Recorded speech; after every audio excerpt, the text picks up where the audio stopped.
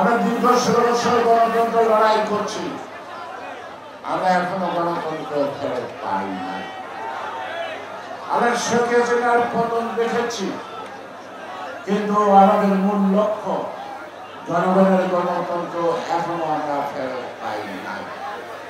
আমরা 2008 সাল থেকে গণতন্ত্রের লড়াইয়ে নামছি এবং একটি সুষ্ঠু অবাধ নির্বাচন না হওয়া পর্যন্ত, ভোট কেন্দ্রে গিয়ে নিজের হাতে নিজে ভোট না দেওয়া পর্যন্ত আমরা ঘরে ফিরব না।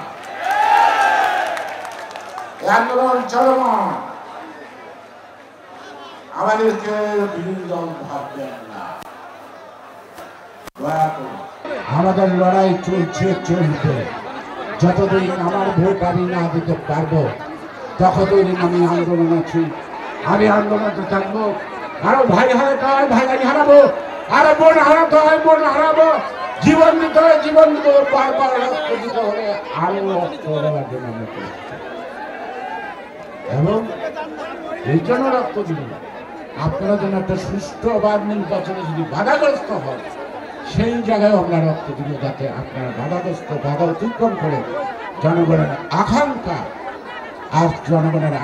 যেন আপনারা পরিপূর্ণ করে সম্মানের সাথে ইতিহাসের পাতায় থাকতে পারে।